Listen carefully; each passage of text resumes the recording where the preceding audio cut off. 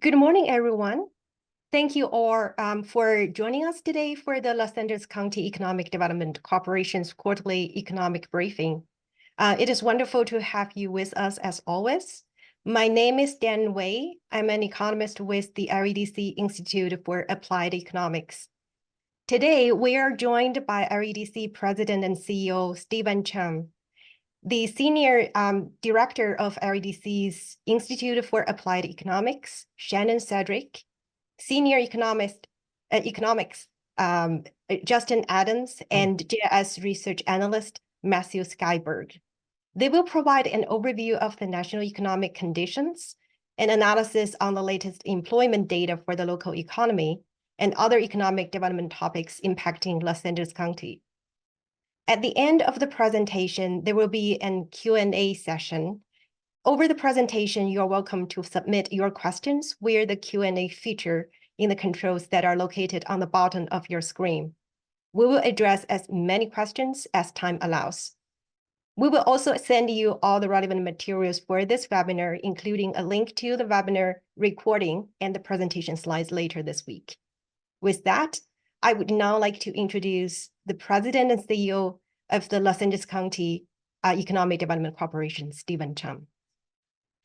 Thank you so much, Dan. Welcome, everybody. Again, my name is Stephen Chum, the CEO for LAEDC. So glad to see you guys on our quarterly economic briefing.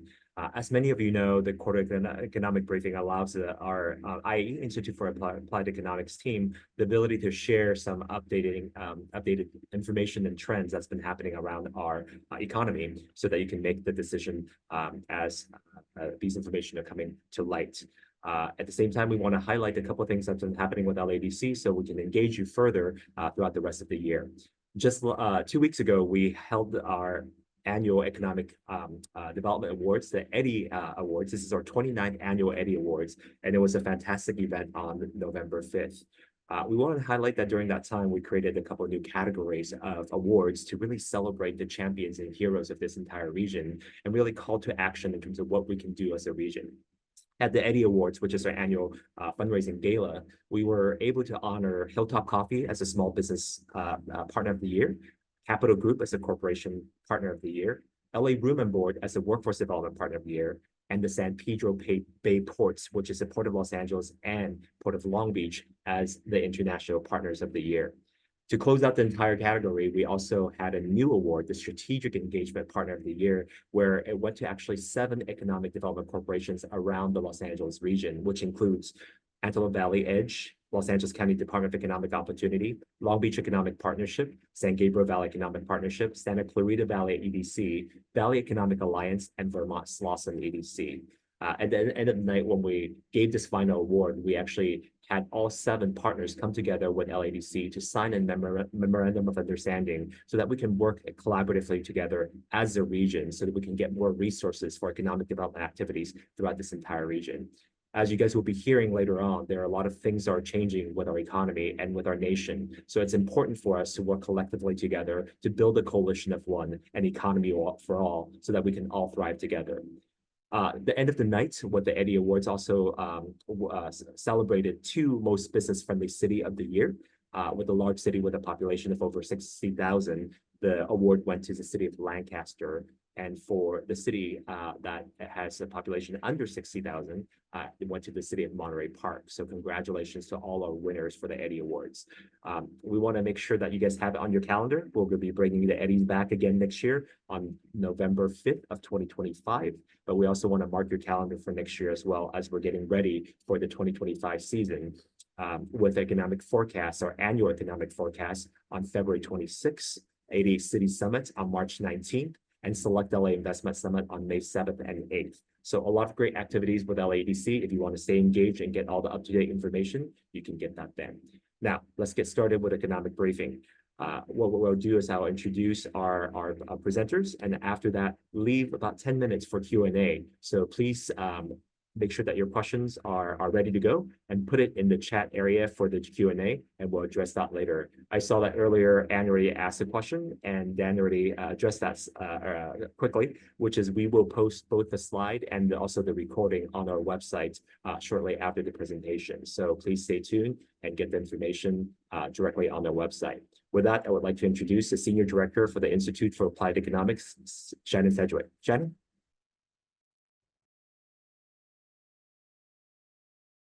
Thank you, Stephen. Good morning and a warm welcome to everyone joining us today for our quarterly economic briefing, where we discuss the current state of the economy and share insights into recent developments and trends. These presentations are designed to provide you with timely, actionable insights into both national and local economic conditions. We know the decisions you make, whether as a business leader, policymaker, or even a member of the community, are shaped by the economic landscape around you. So our goal today is to ensure that you have the knowledge and tools to navigate these trends effectively. We cover critical data points that are shaping the economic realities of our region, because we believe understanding these dynamics is essential, not just for responding to challenges, but for identifying opportunities to really drive growth and prosperity. So this isn't just about numbers. It's about connecting the dots between economic data and real world decisions, whether you're hiring, investing, planning policy, or simply looking to better understand the forces impacting our economy and our communities. We believe an informed public is an empowered public, and this briefing is part of our commitment at IAE for transparency and engagement. And we hope it sparks meaningful discussions and equips you with the information you need to make confident and informed decisions. So thank you for joining us, and let's get started. Next slide, please.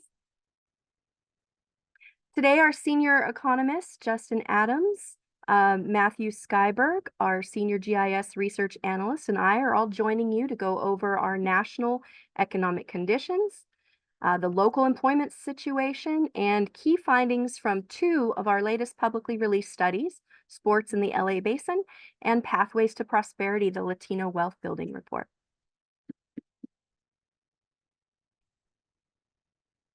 As we move on to the current state of the economy, I'm delighted to introduce the Institute's senior economist, Justin Adams. Thank you, Shannon. Good morning, everyone. Thank you for joining this morning. It's been a while since we've done one of these economic briefings, so it's good to be back. As Shannon stated, I'll be walking through the national economic conditions. Looking at U.S. economic growth projections, I think that this chart on the U.S. economic growth projections really summarizes the glass half empty, glass half full state of the national economy that we're currently seeing. This chart shows the median economic projections of Federal Reserve Board members and Federal Reserve Bank presidents as of September. And it shows that they expect real GDP growth of 2.0% in 2024, and that the economy will continue to grind out similar growth into the foreseeable future. This growth rate is slightly less than what they forecast back in June, but it's slightly higher than what's expected over the long run. So that's the positive. At the same time, though, the employment situation is somewhat weaker than one might hope for. So the Fed expects an unemployment rate of 4.4% for 2024. That's worse than what they were projecting back in June. And this elevated level of unemployment will also continue until 2027, when it's expected to reach its long-term trend of 4.2%. Next slide, please. Okay, so you can see both the pluses and minuses when looking at data on consumers. So the chart on the left shows the percentage of consumer financial accounts that are becoming delinquent by 30 days or more. And the chart on the right shows the same for accounts becoming delinquent by 90 days or more. And here the blue line represents auto loans, the red line represents credit cards, and the green line represents home mortgages. So in both charts, you can see that delinquency started to rise quickly at the end of 2021. That's because of the economic dislocations from the COVID-19 pandemic, as well as because of the onset of inflation. And as of the third quarter of this year, nearly 9% of credit card accounts, for more than 8% of auto loans, and 3.6% of home mortgages were transitioning into delinquency of 30 days or more. These numbers are higher than in the recent past, and we're talking post-COVID here. But the growth in delinquencies looks like it's starting to moderate. And this is particularly noticeable with credit cards. So, you know, the numbers are still increasing. That's not so good. They're potentially starting to moderate. That is good. And then also, if you look farther back in history, you'll notice that these numbers aren't so far off from historical trends. So auto loan delinquencies are only slightly elevated compared to historical norms, and home mortgages are generally still below historical norms. Okay, next slide, please. So consumer sentiment shows kind of a similar pattern. So this chart shows consumer sentiment, the Consumer Sentiment Index, which is put out by the University of Michigan. And this chart shows data going back to the beginning of 2014. And we see here two real plunges in the data, one in 2020 during the pandemic, and then a second one in 2021 and 2022 due to COVID and inflation. Since the index bottomed out at 50 in June of 2022, it has generally followed an upward trajectory, which is great.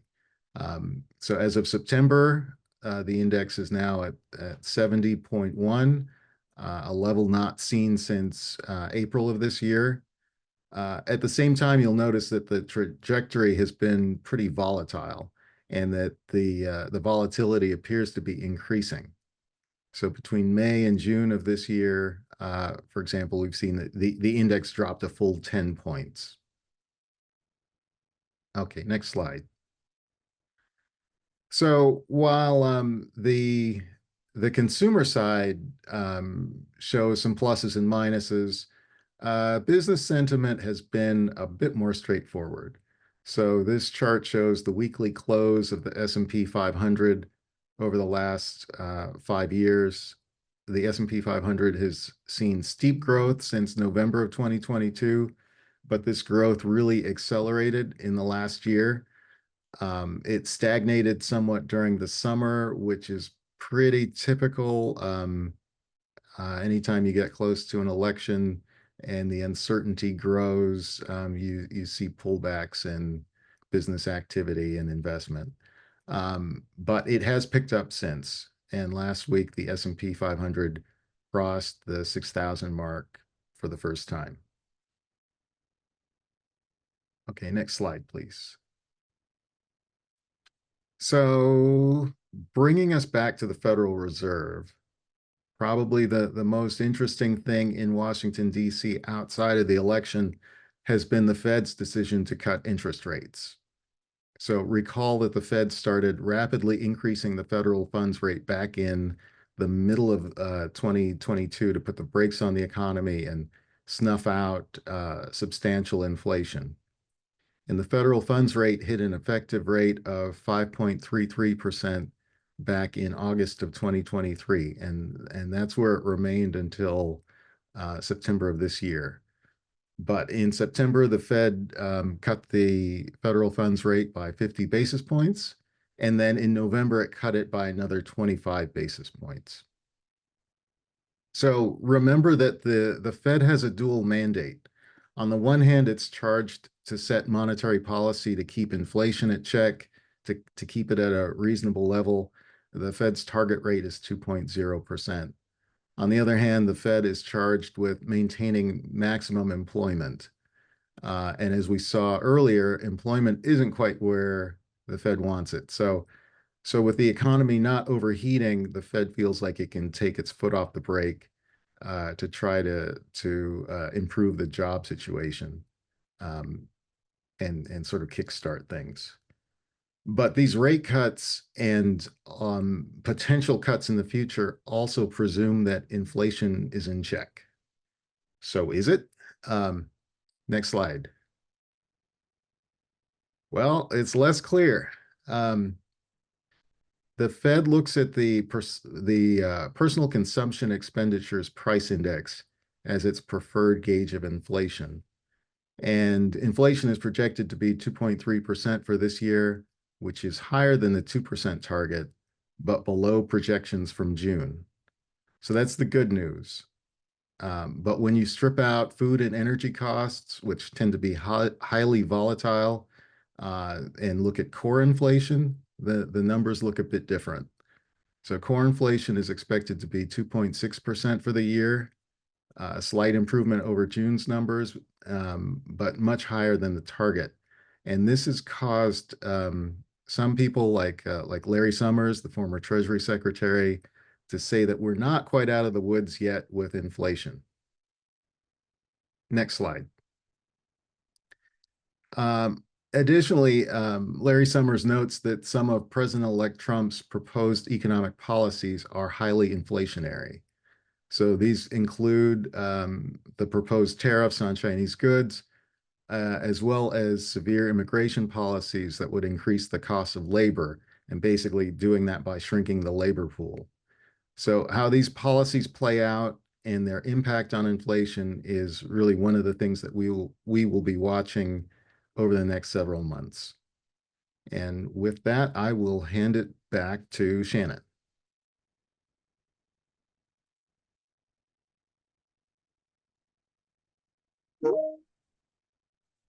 Thank you, Justin. Now we're going to switch gears and take a look at the local employment situation in Los Angeles County, covering data for the month of October. First, total non-farm employment in LA County remains relatively stable, hovering around 4.6 million jobs. October brought an increase of 37,600 jobs month over month. It's marking a 0.8% rise. And year over year, employment grew by 45,900 jobs, or 1%. This consistency in job growth, albeit small, indicates resilience in the labor market despite broader economic uncertainties. Next slide. Moving to unemployment, the not seasonally adjusted rate in LA County stood at 6.1% in October.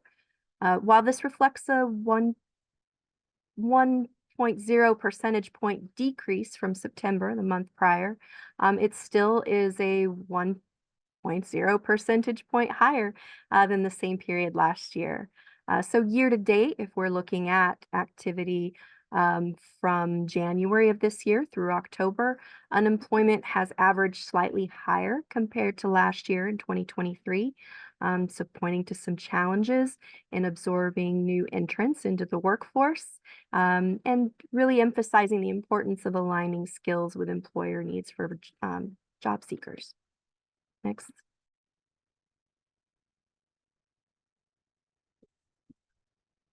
Let's take a closer look at the month-to-month employment changes across various industries in October of 2024. Overall, almost all industries added jobs during the period, reflecting a broadly positive employment trend. And key contributors to that growth included government, which saw the largest gains of 8,700 jobs. And that's driven primarily by seasonal educational trends, as schools welcome students back for the academic year.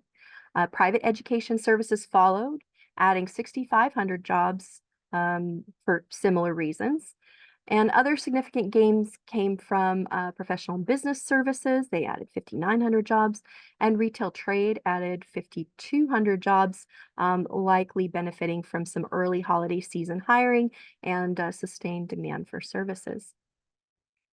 Healthcare and social assistance and transportation, warehousing, and utilities also saw moderate increases, adding 4,600 and 2,700 jobs respectively, and that's reflecting consistent demand for these essential services.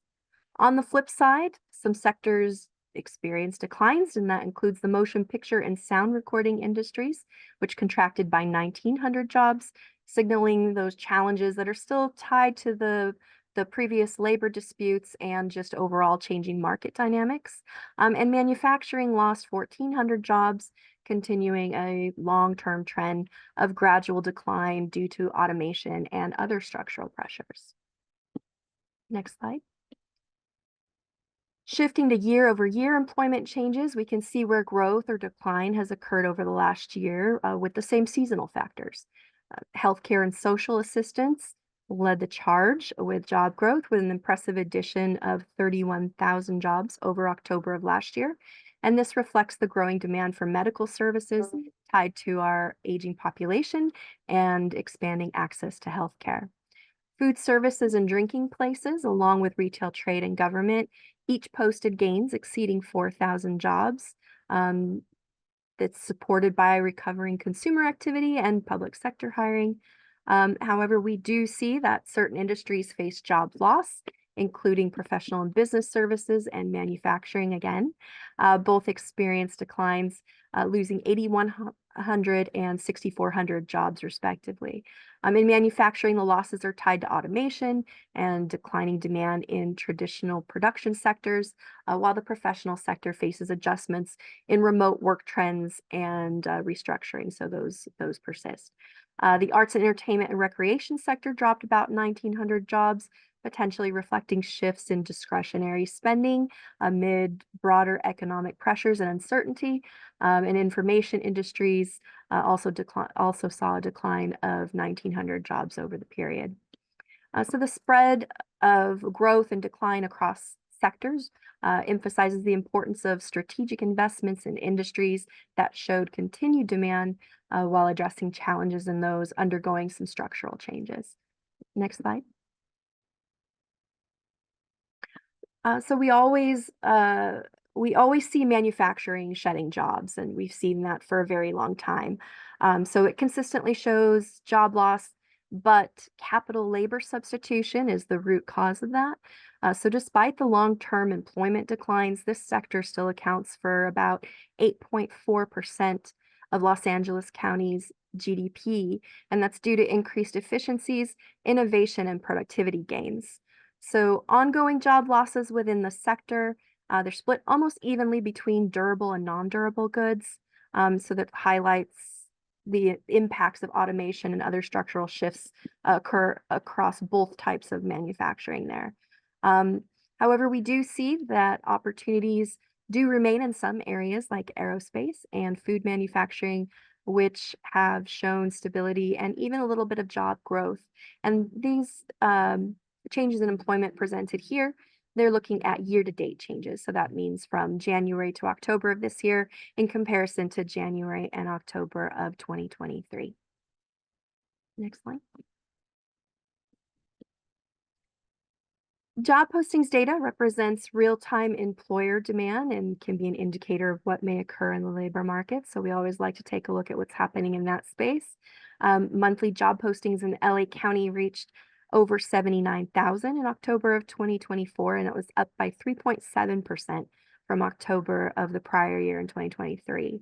When we look at the companies who have the most unique job postings throughout this year, so from January to October, they include the University of California with over 7,800 job postings, Kaiser Permanente with over 6,200 job postings, Robert Half, which is a staffing agency focused on business services, with close to 5,400 job postings, Allied Universal with close to 3,700 postings, USC with close to 3,600 postings, and Cedars-Sinai with close to 3,600 postings. So the most posted positions when we're looking at roles that are being sought out, they include RNs. So over that period, we've got close to 39,700 postings looking for RNs to fill positions. For retail salespersons, that was our number 2, and that one is over 20,000 opportunities. And administrative assistants, we have over 1,500 job posting opportunities that we have seen since the beginning of the year. So a quick summary of while LA County's labor market is demonstrating some resilience, the variations across these industries.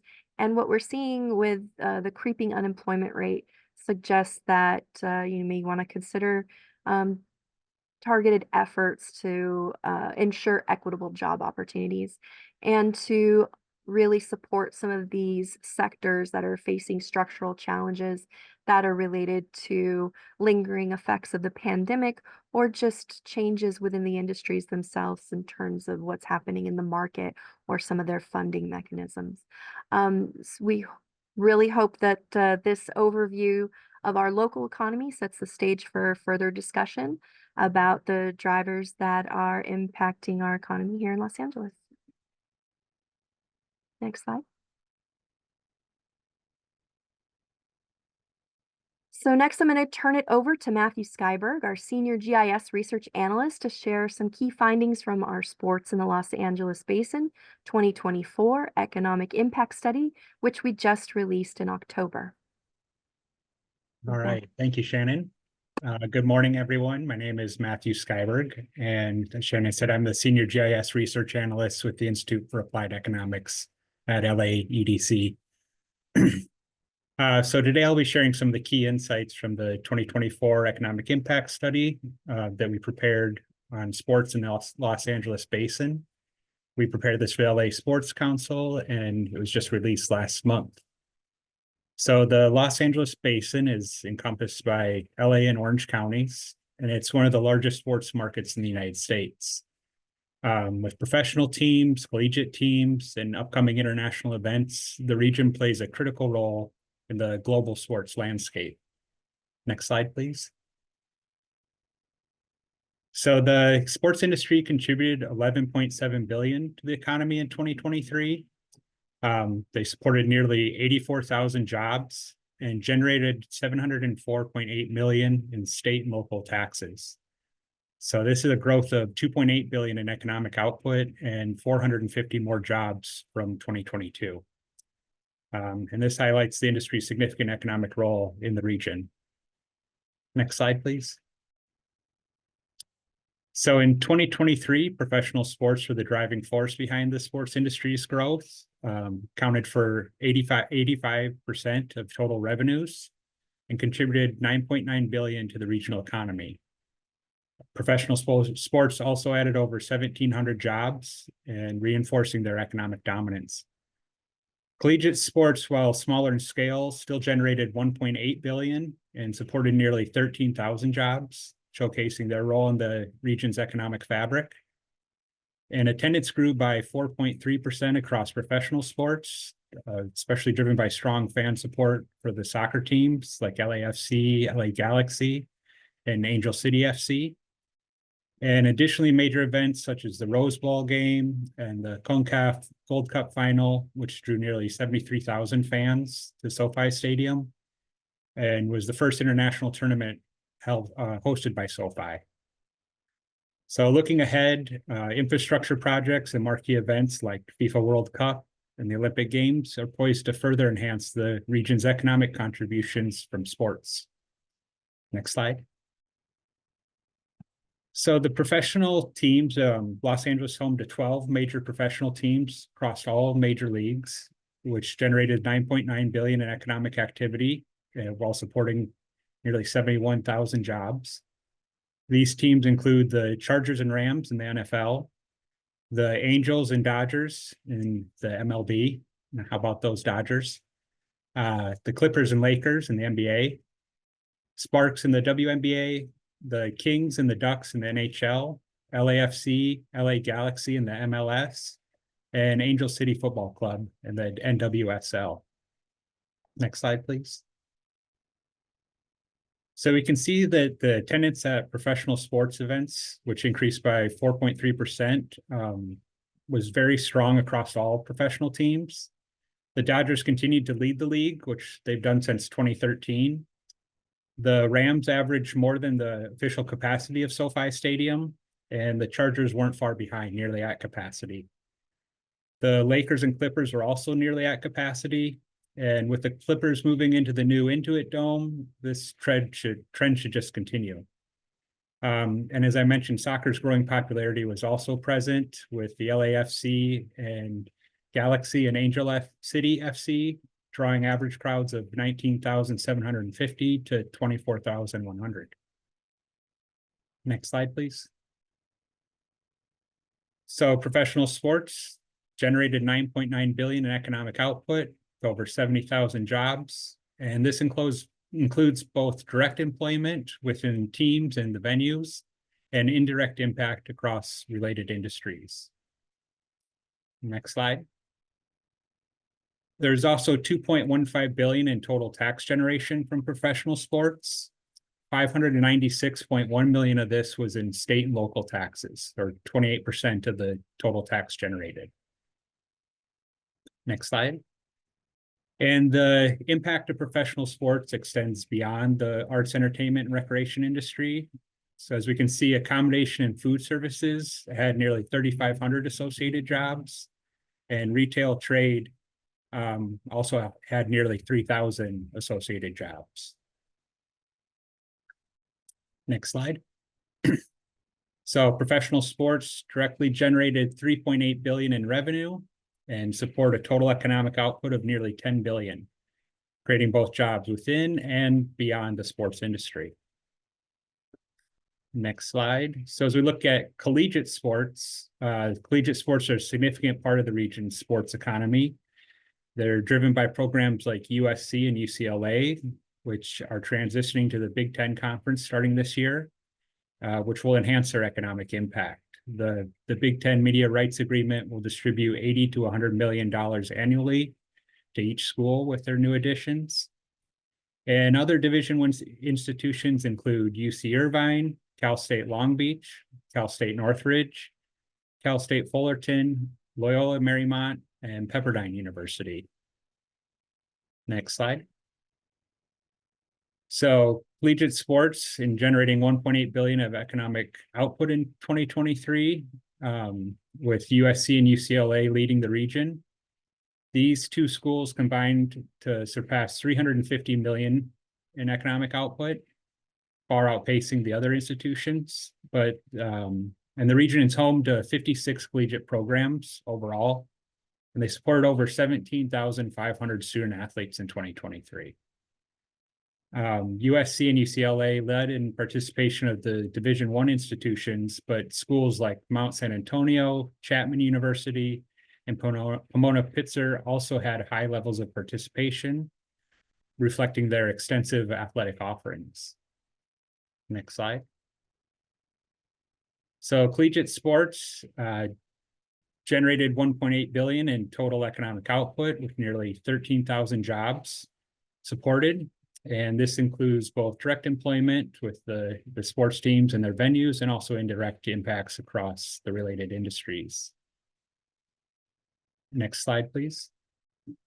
So collegiate sports had 392 million in total tax generation, and 108.7 of this was in state and local taxes, also at 28% of the total tax generation. And as we look at how the impact of collegiate sports extends beyond arts and entertainment and recreation industry, the healthcare and social assistance had 900 associated jobs. Accommodation and food services had 630, and retail trade also included 540 associated jobs. So collegiate sports directly generated 1.4 billion in revenue and supported total economic output of 1.8 billion, creating jobs within the sports industry and beyond. Next slide. And high-profile events like the Rose Bowl and Copa America deliver millions in economic benefits while reinforcing Los Angeles' reputation as a premier sports destination. Rose Bowl game generated 119 million in economic impact.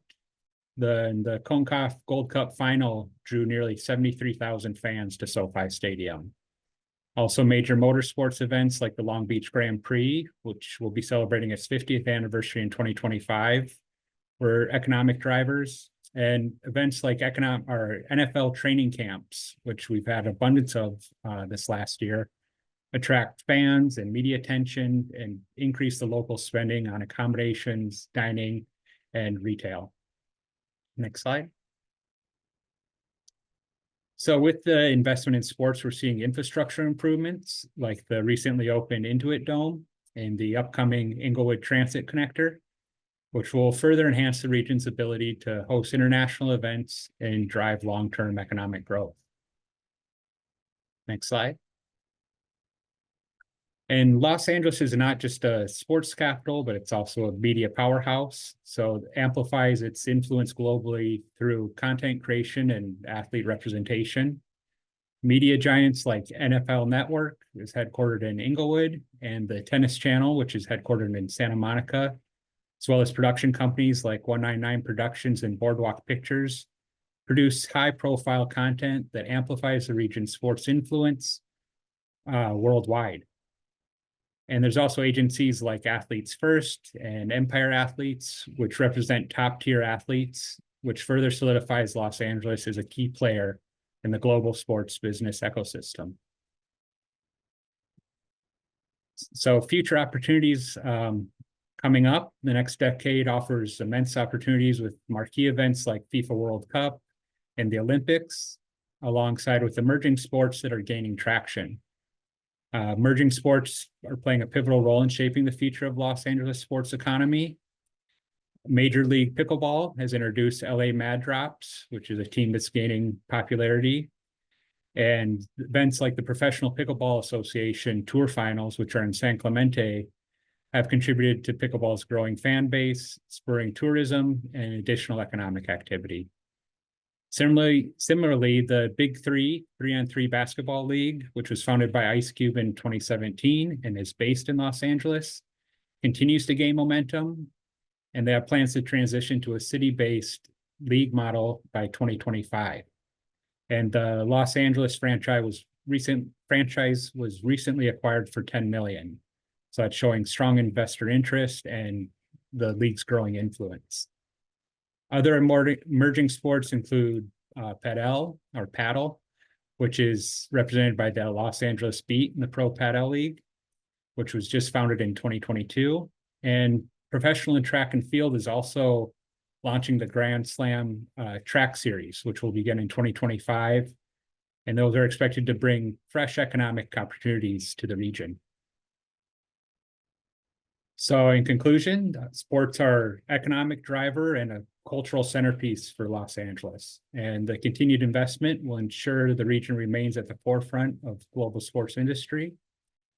And with that, I will now pass it over to Justin to present another report.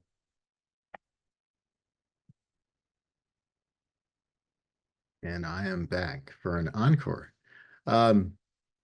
Yeah, so I wanted to give a high-level overview of a second report that we just released.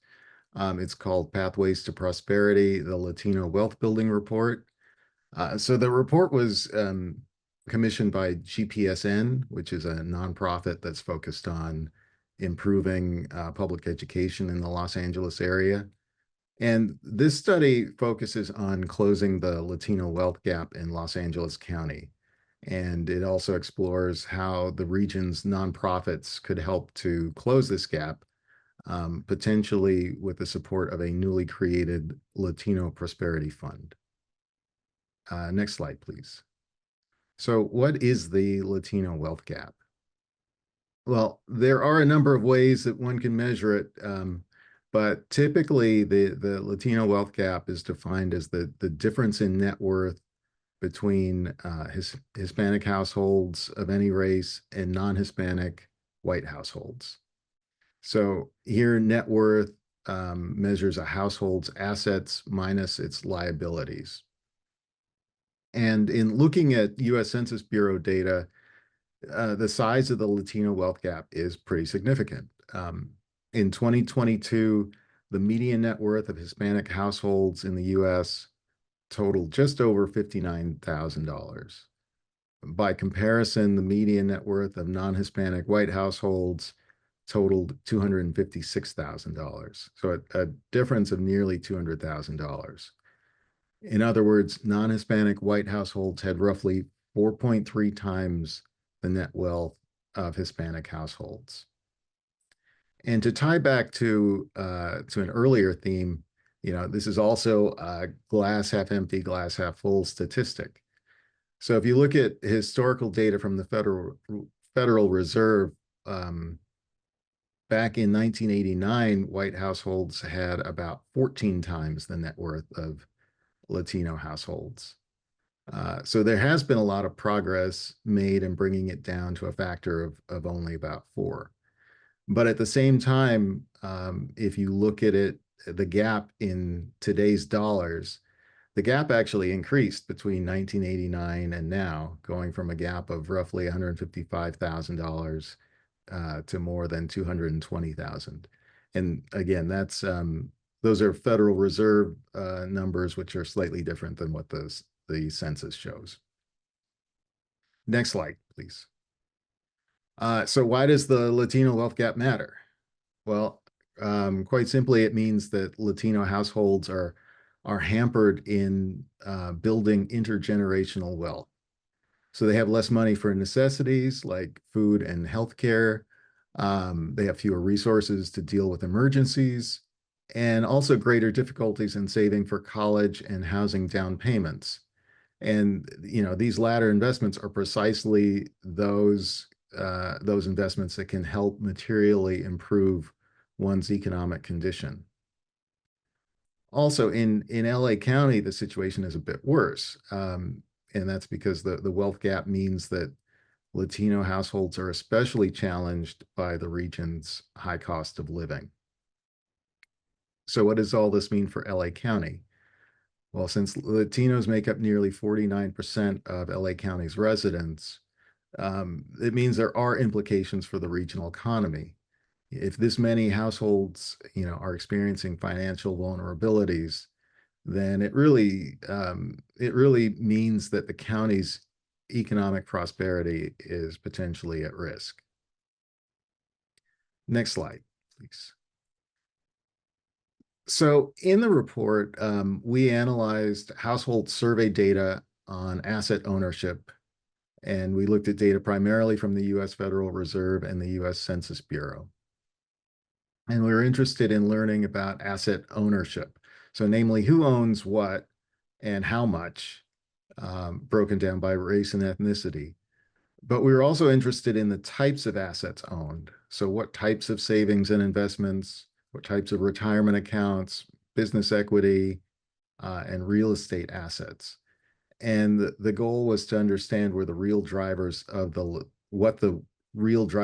Latino wealth gap were. And so in this way, we could develop recommendations on potential pathways to close the wealth gap, and whether that's focusing on employment, entrepreneurship, or real estate. Next slide. So just a few key findings from the report. So in looking at savings and investments, we find that Latino households with assets at financial institutions, they have roughly a third of the assets of white households. And they also have a smaller percentage of Latino households actually have these assets. Employment, if you look at employment, only 45.8% of Hispanic households have retirement accounts, and the median value of those retirement accounts is $30,000. By contrast, white households, about 65.9% of them have retirement accounts, and their median value of those accounts is $97,000. Entrepreneurship. So that was kind of an interesting finding here, which is that Latino and white households report they report holding similar levels of equity in businesses, and similar percentages of these households hold this equity. So there weren't really real differences on the entrepreneurship side. Real estate, we did see some big differences. So only 47.8% of Latino households own equity in their home, median value of 174,000. And this is compared to 70% of white households with a median value of 200,000. Okay, next slide, please. So I'll just conclude with a few high-level recommendations. The data suggests that the Latino Prosperity Fund, which is dedicated to closing the Latino wealth gap in LA County, really should direct its grant-making, collaboration, and other efforts in three main areas. So employment-focused education and training. Some of the data that we showed, we looked at census data on educational attainment levels in LA County, and you could see that that the types of employment, that education which is tied to employment has an impact. It can help explain why there's that difference in retirement accounts. It's the quality of employment that Latino households have. And so if you can focus education and training to result in better employment opportunities, then that's one way of closing the gap. But also there are efforts that need to be made on the home ownership side, and then also financial literacy. It turns out that there's a wider range of savings and investments, including all sorts of trusts that many households just aren't aware of, and so you have to know about these different types of investments and accounts, and have the kind of discipline to put money away regularly. So there is a financial literacy component to it. Also, there should be efforts to promote small business expansion.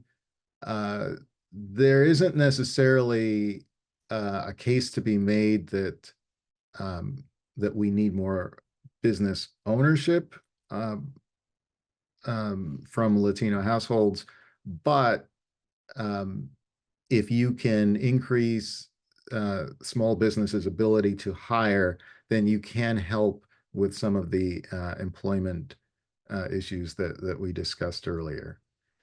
And then the final two recommendations are really on additional research, because it turns out there isn't a lot of specific research in the LA area. So a lot of the statistics from the Census Bureau and the Federal Reserve are at the national level. You can maybe peek into the state level, California, but understanding what the specific issues are in LA, there is a dearth of information.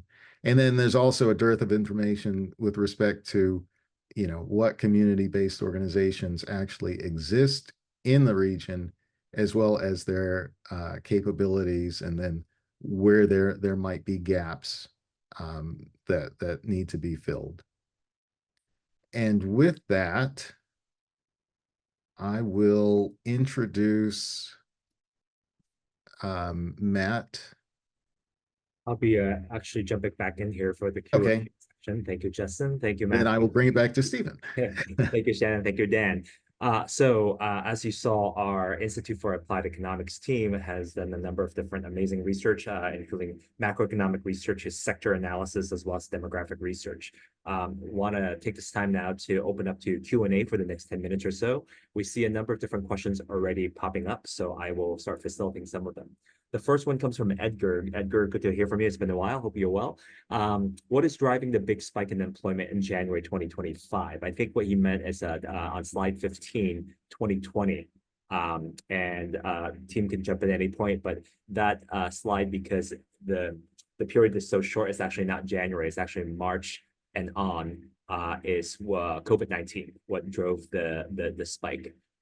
Shannon, Justin, Matthew, Dan, any additional information about that question? Yeah, so if you look at that slide again, there is that big spike that occurred during the pandemic for reasons we all know now. Just overall, generally, we're looking at not seasonally adjusted data, so we're really looking at what's happening month to month. And so you will often see a slight uptick in unemployment that occurs in this data set in January, and it's mostly related to the shedding of seasonal workers for the holidays. By January, they start to leave those payrolls. So you see a little bit of an uptick in that space. But the big spike that was on that chart was related to the pandemic. Thanks so much, Shannon. And folks, keep those questions coming. We'll try to get to all of them. Another thing just to highlight for those of you who haven't been following the economic forecasts and the quarterly briefing on a regular basis, Shannon and the IAE team has actually over the last few years been tracking this. So one of the things to note for LA County is that we as a county lost about 780,000 jobs in those first 2-3 months of COVID. It took us over 2.5 years to basically recover, and not all the jobs are recovering the same, which now leads me to the next question from anonymous attendee. It says employment. Have people been able to obtain a job with the same pay? So as an example, a job that's $50,000 that was lost during COVID, are they still getting a job that will pay $50,000 when they're able to return to work? It's a tough question because the way the data is packaged it's aggregated, so it's hard to understand what the individual experience is. We do see that as some of these industries have been facing some structural changes as a result of the pandemic, that they are contracting or not exhibiting as strong of growth rates as they were in the past. But we're also seeing that there are other industries that are growing that are taking place. So essentially, that's just a long way of saying that we see a shifting of employment across industries. So as one industry is constricting, they're moving into these other spaces. The good news is that a lot of the other industries that have been stable and showing growth have been those that have been associated with higher wages. So specifically, healthcare was one of those industries that through the entire pandemic and the disruptions have added jobs just consistently, right? So we know there's a lot of growth happening in that space, especially in Los Angeles County, that represents opportunities. Thank you, Shannon. Arthur is asking, and a couple statements is that manufacturing is actually trying to fill the jobs that were lost during the pandemic. And as your chart showed earlier, and this is not just LA, it's nationally, we've been seeing a decline in manufacturing over the last decade, if not more. And they're saying that, Arthur's saying that manufacturers are losing approximately 10% of their workforce to retirement and desperately need to fill those as well. Are we seeing that even with the maybe the employment decline, that there are going to be additional opportunities for manufacturing here in the region? Yeah, so when we're talking about job changes, we're typically talking about net changes in jobs. So net new jobs added or a net loss in jobs.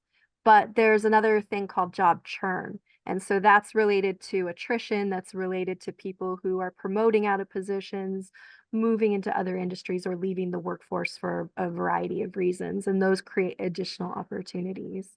So if you look back on that manufacturing slide, there's a couple of tidbits of information in there, and that was that, let's not forget, even though there's been this decline in the number of jobs, the manufacturing sector is still employing 314,000 individuals on payrolls. That doesn't include the one-man shops or those non-employers or contract workers. So it's still representing a lot of employment opportunities for people, and that's across the skills spectrum. And almost 7% of all non-farm jobs manufacturing here, despite those declines. And so this churn is happening below the surface. And it will continue to happen just on the fact that, if you're looking at the characteristics of the workforce in manufacturing, that current workforce, about 34% of those workers last year in 2023 are of the ages of 55 years and older, right? So that represents a tremendous portion of this industry, of this sector, that will be transitioning out of the workforce, and those opportunities will have to be filled. And so you might not see that happening on those net numbers, but you definitely have this churn that's happening, and why it's still a significant sector for some of our workforce programs is just like some of the issues we're having in healthcare with an aging workforce. Manufacturing also has a significantly aging workforce.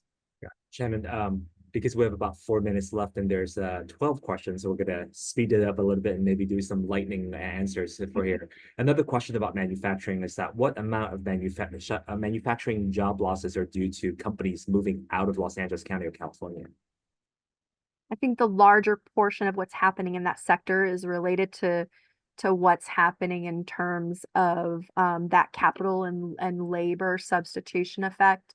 So as manufacturing industries, to remain competitive, have been looking for increased efficiencies. They're looking at innovation for new technologies and increase productivity in order to remain competitive. So I think that when you're looking at job losses, that accounts for a lot more. You are going to have some movement. You're also going to have, which we've seen, which in the past and probably won't really come back, is some of that low cost goods that are being manufactured. Typically those have gone offshore. So some of that activity won't come back because they can't make a profit with the cost point, profit margins, and labor costs factoring in.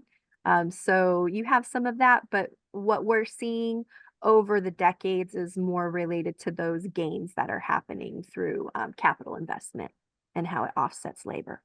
Jumping ahead a little bit, there's another question related to manufacturing. I will group it together. Are the manufacturing job losses spread around the county or concentrated in just certain regions of the county?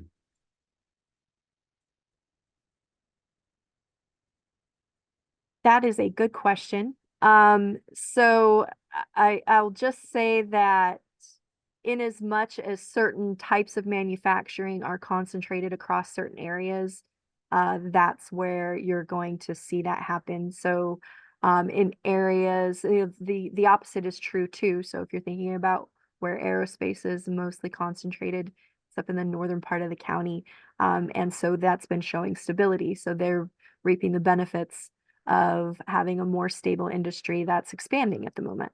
If you're looking at some of the apparel manufacturing, well, we know a lot of that happens in downtown LA, and that's kind of constricting. So really the answer to that question is where the industry is located, then, based on what we're seeing across those component industries within the sector, where those are located, they're obviously going to be feeling some of the most severe effects.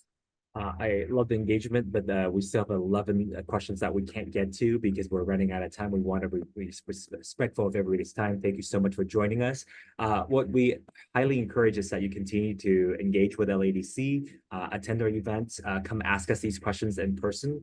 We'll try to, with some of these great questions that are here, we are trying to basically work on, I think there are questions about job data, about additional information, about how do we actually work together. What are the Trump policies going to do to the Los Angeles region? These are all things that we're trying to address. LADC, we've been looking at ourselves.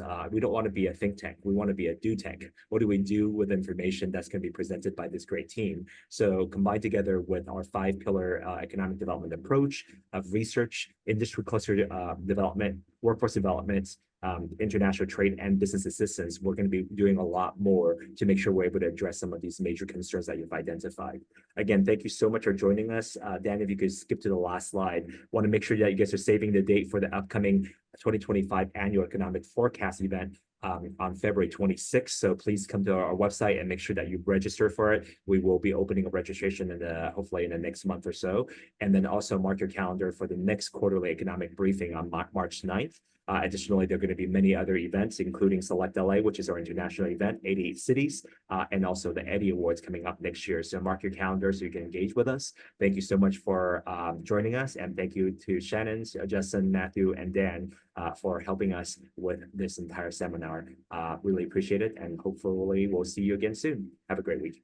And can I just jump in? And because it is the last time we get to engage for the end of the year. So I just wanted to say, as we approach the holiday season, we really want to wish you and your loved ones a joyful and restful time. So may this season bring you peace, happiness, and the opportunity to connect to those who matter most.